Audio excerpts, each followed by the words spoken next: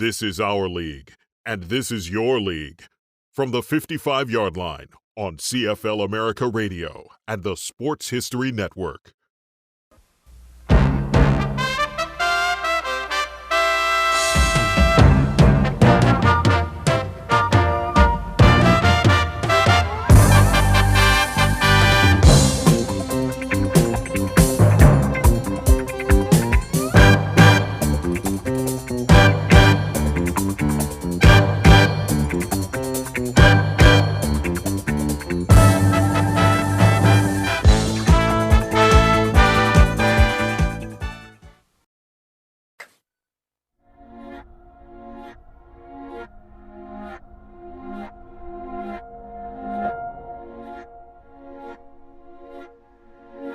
I was playing on all the special teams, and I guess my legs had just kind of gotten tired and realized I was running down on the kickoff. We had just scored, and all of a sudden my legs, I just feel like it popped.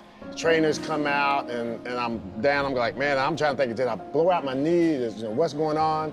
And I look up, and John's, he's coming across the field like this. He's just, like with intent. Like he's coming, I'm going, oh, because you're embarrassed.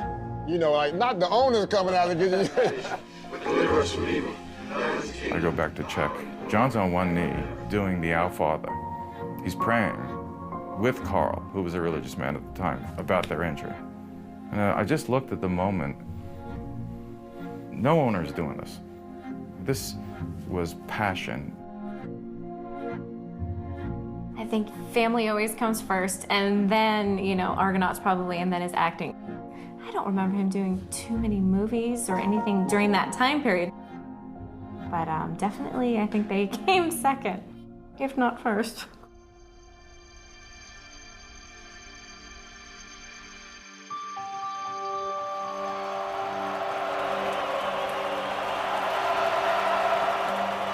He really did live and die double blue. I might have been one of the last persons to talk to John before he passed away. He called to tell me that the team was going to be sold and they would no longer be involved. They decided to pull out his partners. Did you get the sense that he was sad? Oh, absolutely. He went along with the decision, but yeah, he was sad. I get on the plane that morning, I fly up to Vancouver, and it comes over on the radio that John Candy just passed away that morning down in Mexico doing his film. And I had to stop the car and pull over to the side of the road. I just couldn't believe it.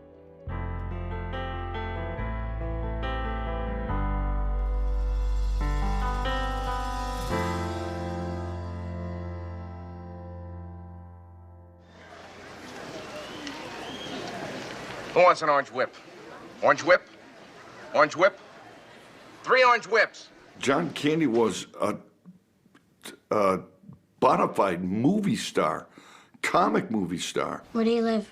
In the city. Do you have a house? Apartment. Own or rent? Rent. What do you do for a living? Lots of things. Where's your office? I don't have one. He was an icon. John, is work still fun for you? The work is, and I tell you, the business part of it wears thin for me now. That really does. The negotiations on all the people, and everybody's your friend, and it's your new best friend. Pass in front of Gretzky, score! I'm going through that point in my life. I think right now I'm sort of cutting back and reflecting and looking back. What do I want to do now?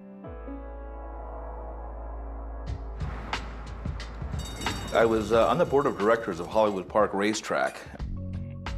On the board was Harry Ernest. And we were talking one day, and he just said, you like Canadian sports. He said, I just bought into the Toronto Argonauts in the CFL. I said, oh, that's interesting. John loved it more than anybody. And I think one of the reasons that Bruce McNall actually pursued the Toronto Argonauts is because John Candy so much wanted to be a part of it. In February 1991, Bruce McNall, Wayne Gretzky, and John Candy purchased the Toronto Argonauts. We bought the team for $5 million, and John and Wayne each took 10%. I realized one thing at the time, though, with John, and that is that, this could get expensive. So I said, maybe we should cap John. So we did. We capped him at $1 million, I think it was, so that he couldn't lose more than that, no matter what happens. Going into ownership with Bruce McNall and Wayne Gretzky was a perfect fit for John Candy. McNall was a successful and high-profile sports owner who, in dramatic star-studded fashion, had turned the Los Angeles Kings around and made hockey a hot attraction in Southern California. McNall saw similar turnaround potential in both the Argonauts and the CFL. But for John Candy, purchasing the Toronto Argonauts was about much more than business. It was personal.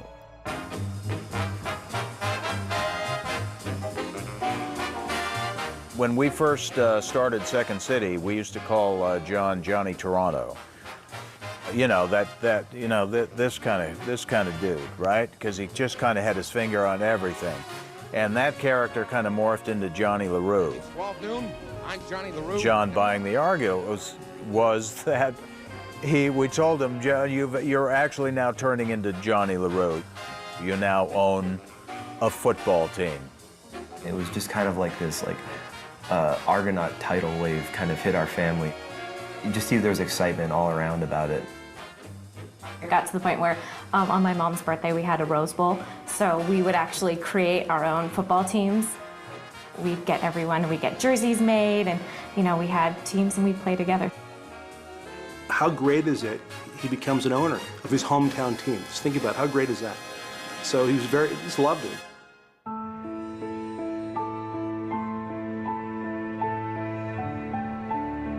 John Candy was born in Newmarket, Ontario, but grew up in East York, a Toronto suburb. His father passing away when John was 5, Candy didn't gravitate to football until high school. Played left tackle on the offensive line. He was a funny guy, but when it came to football, he was very serious about being good at what he did. Oh, my goodness. Wow. From 1967, junior champs at Neil McNall. That was his forte. That was his outlet.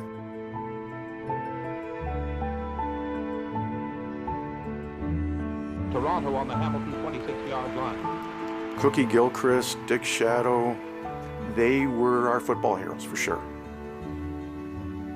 John definitely had seasons tickets.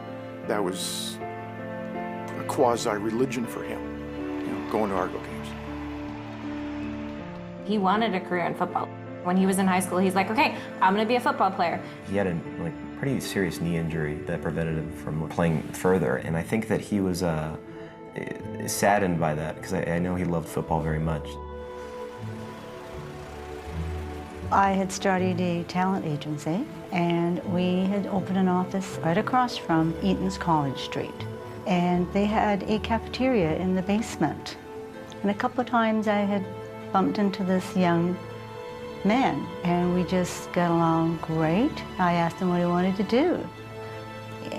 Did he want to be an actor? And he sort of said no, he wanted to be a football player. But he'd been injured, and it just so happened that that day we got delivered to us a commercial, and they were looking for young men to play in a football team. To his surprise, he got it. And I told him, here, you're playing a football player now. You can say you were a football player. And he said, yes, but one day I'm going to own the Argos. And I thought it was a joke. And he was serious. He said, no, I'm going to own the Argos.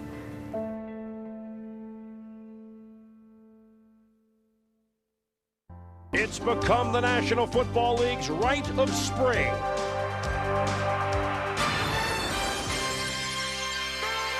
And hello once again, everybody. I'm Chris Berman. Last night, Rocket Ismail decided to lift off and land as a member of the Toronto Argonauts of the Canadian Football League. In 1991, Rahib the Rocket Ismail out of the University of Notre Dame was the projected #1 overall pick at the NFL Draft. Foregoing the NFL, Ismail signed a record 4-year, $18 million contract with Bruce McNall and the Toronto Argonauts. I think it was more of a shock than anything else. He's not going to the Dallas Cowboys. He's going to go play in the CFL. Candy was thrilled. Overnight, there was a buzz in Toronto. How many tickets are you looking for? Phones have been ringing off the hook. Everyone was talking about the Argonauts. Would you welcome John Candy and Maureen O'Hara? Has John tried to sell you an interest in any football teams at all? Not. Thank you. The Argonauts, yes. You're going to be involved in picking players and all that stuff? I'll be blocking for them. With that kind of money, I'm looking after them. That was just John improvising, you know. He is such a fan. He was so great that way. Living his dream as an Argo owner, the 40-year-old movie star put his career on hold and became a tireless promoter of his beloved Argonauts. The vision was every game was going to be an event. We wanted to make every game a special event, and we kicked it off with the Blues Brothers at halftime and post-game.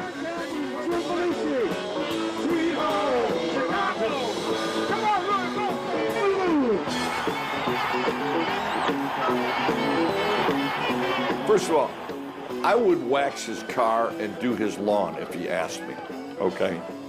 That's how loyal and how much I love this man. He said, hey, Jimmy, you want to come up with a jet with me and Wayne and Bruce and a bunch of people for the opening of the Argonauts game? I went, when's the date? It was so exciting to have everyone talking about the CFL again. You know, mainly I was there because John was my friend. That's why. Yes, he lived in LA, but he really loved being Canadian. I think that was his passion for, you know, being a part of this team. He wanted to bring his friends up there and show them a good time and also show him what he was, you know, proud of. It was showtime every week. As the Sky Dome, when the roof opened, baby, it was showtime. I remember the league needing a shot in the arm, and they absolutely provided that. It was the place to be. We came to see the show. All these seats used to be empty last year. You have a major movie star who would go to every little nook and cranny to sell not only the Toronto Argonauts, but the whole CFL. All of Vancouver should be there? Yeah. We toured the country. We went to every CFL city. And, you know, he was flying around on his own nickel. At the time, the CFL had a rule that you couldn't lift the blackout unless it was a sellout. John would then do 24 hours of media, and pleading to the fans, come buy a ticket, we're lifting this blackout. Thank you all for showing up. It's terrific. You know, there are tickets still available. We would get up at 4 o'clock in the morning, and we'd get in the car, and we'd drive to every morning radio show. John Candy, who's been signing autographs for the last hour or so. We'd rally the community, we'd go to charity events. I believe we busted every blackout that season. He truly enjoyed going to the games, and he loved being a part owner of the Toronto Argonauts. There's no question about it. Promoting the league was the dream role for John. But the real payoff, the heart of the matter, was his love for the players. He wanted to hang out with the players, not just in the locker room. He'd invite the guys out, you know, he'd call you if you were injured. I think he would have been with us every second if he could have been. You know, I remember in Calgary when I had a concussion, and I remember John came into the hospital, and everybody was like, oh, John Candy's your John Candy. So it made me feel even more important because I was like, yo, your John Candy coming to see me. His heart was so big. Like, they don't have a cappuccino machine in the locker room. You know, next thing you know, one shows up, you know. He pulled out an old pack of matches and he wrote his name and he put Candy on it and he gave me his phone number and he said, anything you guys need, anytime, I'll always be there for you. You know, we can't tell him, but here I'm telling him he did a wonderful job. He touched a lot of us. With John's passion for the game, he didn't want to let him down. Dunnigan looks to the end zone. Touchdown! We didn't lose one game at home that year, which included the Eastern Final where there were 50,000 fans in the stands. Final score, 42-3. The Toronto Argonauts are heading for the Grey Cup. Going into the Grey Cup game, I remember John was like, make sure you guys put your helmet up there one more time. You show them who's going to dictate the game, and I get goosebumps still talking about it. The most inspirational moment for me that entire year may have been John Candy standing on the sideline in a leather coat in 20 below at the Grey Cup. He's not up in the press box where all the heat and all. He is down on the field with his guys. And now all of a sudden, I'm not as cold. The 1991 edition of the Toronto Argonauts. 36-21 victors over the Calgary Stampeders today at Winnipeg Stadium. And it's appropriate. This is beaming. It's like this is so happy. We had speeches. I got up there and I said, this is about one person. John, please get up here. John got up there and got emotional and he started crying. To own a team and to see that team in one season go from, I wonder how they'll do, to winning the Grey Cup was as thrilling for John as anything could have been. We had the parade downtown, and it was just like, man, everybody was so happy. And man, I just remember jumping on his back and hugging him, man.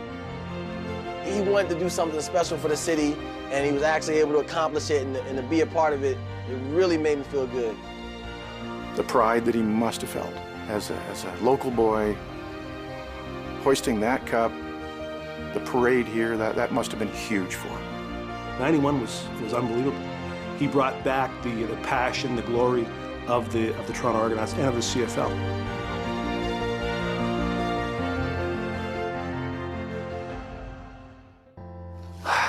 He looked back on it, and it seems like it was a flash in the pan. It seems like it was just it was an explosion of energy, of good times, of passion, love, of pain, sacrifice, and it was just gone.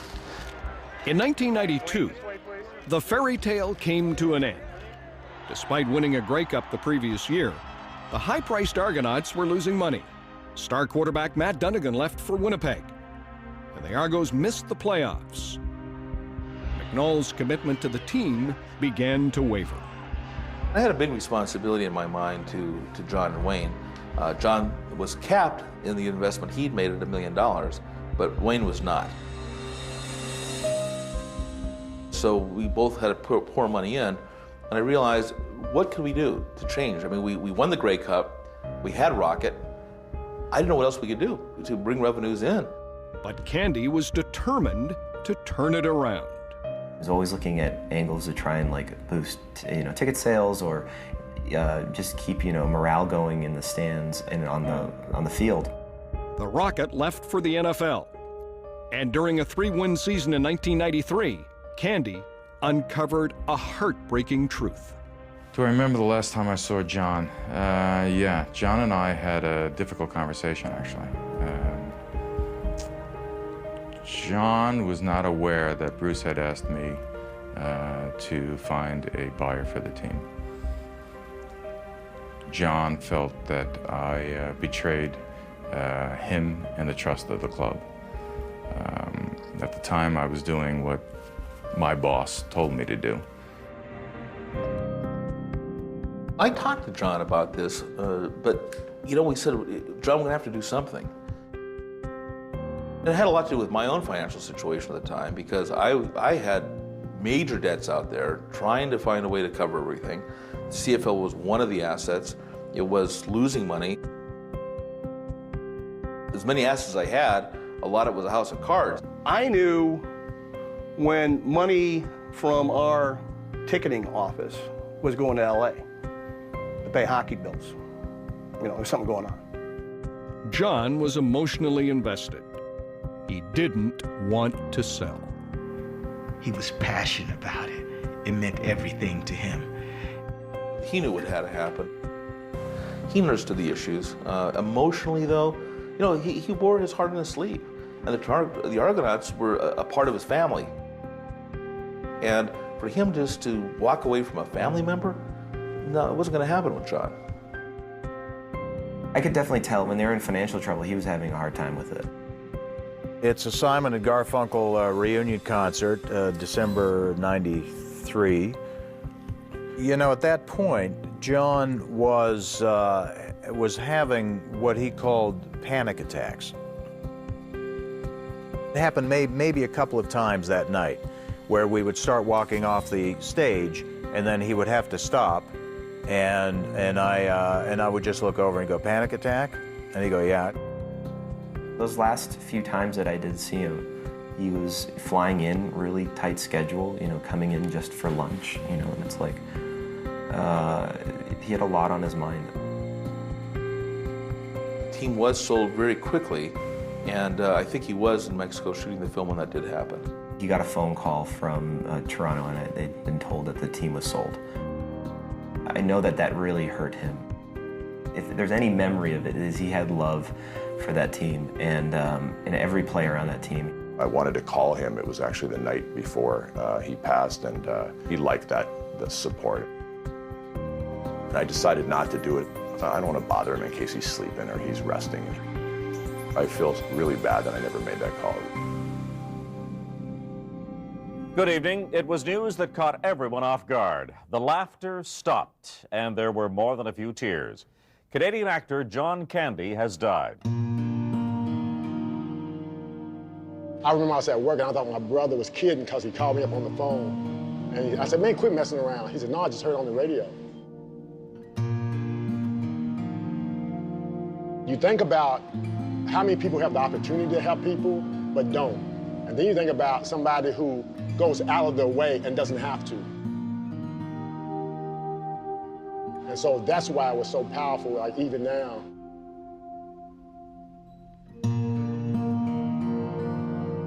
That little star right there. We put this on on our jersey that next year, in remembering John Candy. You know, this will go to my grave with me. That's just how much he meant to me.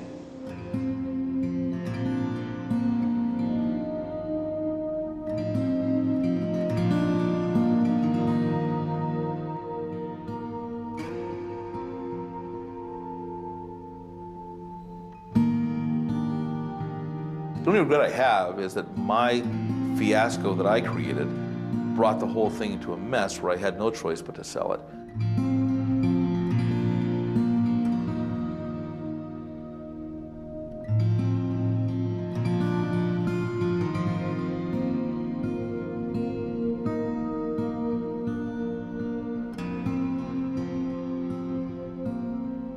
He's received many awards.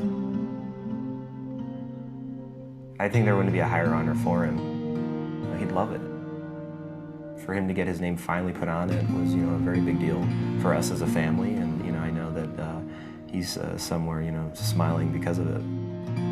I think with anything in life, if you love, you don't care if you get paid or not, because you love doing it, because you have that passion for it.